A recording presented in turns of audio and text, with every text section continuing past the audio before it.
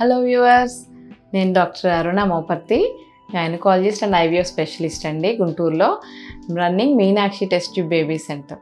ఈరోజు నేను మీకు ఈ వీడియోలో ప్రెగ్నెన్సీలో ఏమి చేయొచ్చు, ఏం చేయకూడదు అనే వివరాలు చెప్తాను. First and foremost is exercise activities. అసలు మనం ప్రెగ్నెన్సీలో ఏమేమి యాక్టివిటీస్ చేయొచ్చు, ఏమేమి చేయకూడదు అనేది చెప్తాను. నెక్స్ట్ ఫుడ్ గురించి చెప్తాను.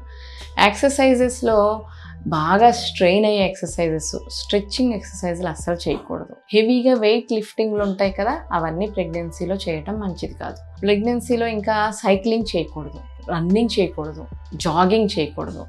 ఓన్లీ మోడరేట్గా కొంచెం తేలిగ్గా చేసే ఏదైనా ఎక్సర్సైజెస్ కన్సిస్టెన్సీ తోటి రోజు కొంచెం చిన్న చిన్న యోగాలు కానీ, ప్రాణాయామం కానీ, మెడిటేషన్లు కానీ, ఇంట్లో కొంచెం వాకింగ్ చేయటం అలాంటివి చేయొచ్చు తప్ప జర్నీంగ్ చేయటం, జెక్కీ మూమెంట్స్ ఉండటం, మెట్లెక్కి దిగటం, సైక్లింగ్ చేయటం, రన్నింగ్ చేయటం, జాగింగ్ చేయటం ఇవన్నీ అవాయిడ్ చేసుకుంటే బెస్ట్. ఇంకా ఫుడ్ గురించి వచ్చేటప్పుడు ఫుడ్ మెయిన్ మన బొప్పాయికాయ ఉంటుంది కదండి. ఆ బొప్పాయికాయ ఏం చేస్తుందంటే బేబీస్కి, కడుపులో ఉన్న బేబీకి కొంచెం టెంపరేచర్ రైజ్ చేస్తుంది. సో టెంపరేచర్ రైజ్ అయినప్పుడు ఏమవుతుందంటే లోపల ఉన్న బేబీకి ప్రాణానికి అపాయం జరుగుతుంది.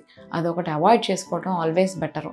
ఇంకా పచ్చి చేపలు ఉంటాయి కదా, అవి కూడా చాలా ఇన్ఫెక్షన్స్ ఉంటాయి, బ్యాక్టీరియాలు, వైరస్. అందుకని పచ్చి చేపలు లాంటివి అవాయిడ్ చేద్దాం. చింతపండు కూడా ఒక మోతాదులో పర్వాలేదు, కానీ ఎక్కువ చింతపండు తీసుకోవడం మంచిది కాదు. ఇంకా మన అలోవెరా అని కలబంద ఉంటుంది కదా, కలబంద సర్వాంతర్యామి చాలా మంచిది అని వాళ్ళు వీళ్ళు చెప్పటం విని అన్నిటి కలబంద తీసుకుంటూ ఉంటారు. దాంట్లో ఆంథ్రోక్వినోలాన్స్ అని ఉంటాయి అన్నమాట. అవి ఏం చేస్తాయంటే బేబీకి చాలా హార్మ్ చేసి అబార్షన్స్ అయ్యేటట్టు జరుగుతుంది. సో కలబందను కూడా అవాయిడ్ చేసుకోవడం మంచిది ప్రెగ్నెన్సీలో. ఇంకోటి కాఫీ ఒక రోజులో ఒక 200 mg పర్ డే తీసుకోవచ్చు. అంటే ఒక చిన్న కప్పుతో ఒక 2-3 సార్లు కాఫీ తీసుకోవచ్చు, అంతకంటే ఎక్కువ తీసుకోకూడదు. కాఫీ ఒకటే కాకుండా మన గ్రీన్ టీ ఇవన్నీ వల్ల కొంచెం కెఫీన్ ఎక్కువగా రిలీజ్ అయిపోయి, ఆ కెఫీన్ వల్ల ప్రెగ్నెన్సీలో బేబీకి ఏమవుతుందంటే దాని గ్రోత్ తగ్గిపోతుంది.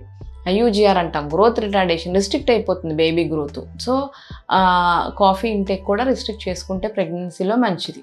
మోస్ట్ ఇంపార్టెంట్ ఏంటంటే పడుకునే పొజిషన్. స్ట్రైట్గా ప్రెగ్నెన్సీలో అస్సలు పడుకోకూడదు. ఎల్లకలుగా పడుకోవటం వల్ల మన స్పైన్కి అటువైపు ఇటువైపున అయోటా అనే ఒక పెద్ద రక్తనాళం, వినకేవా అనే ఇంకొక వెయిన్ ఉంటాయి అన్నమాట. ఆ రెండిటి మీద ఈ గర్భసంచి బేబీ పెరిగిన ప్రెగ్నెన్సీ బరువు వల్ల ఆ యూట్రస్ వెళ్ళిపోయి ఆ స్పైన్కి, ఆ గర్భసంచికి మధ్యలో ఆ అయోటాకి ఇన్ఫీరియర్ వినకేవాని కంప్రెస్ చేసేస్తుంది. కంప్రెస్ చేయటం వల్ల మన గుండె నుండి అయోటా ద్వారా వచ్చే రక్తము గర్భసంచిలో నుంచి తక్కువైపోయి బేబీకి తక్కువగా రక్తం అందుతుంది. ఇంకొకటి వినకేవ మీద కంప్రెషన్ రావడం వల్ల కాళ్ళలో నుంచి వచ్చే రక్తం, గుండెకి వచ్చే రక్తం అంతా కూడా నిలిచిపోయి కాళ్ళకంతా నీరు వచ్చేసి ఎడిమా వచ్చేస్తుంది. సో అందుకని ఈ 2 పెద్ద రక్తనాళాలు కంప్రెస్ అవ్వకుండా ఉండాలి అంటే అస్సలు ఎల్లికలుగా పడుకోకూడదు.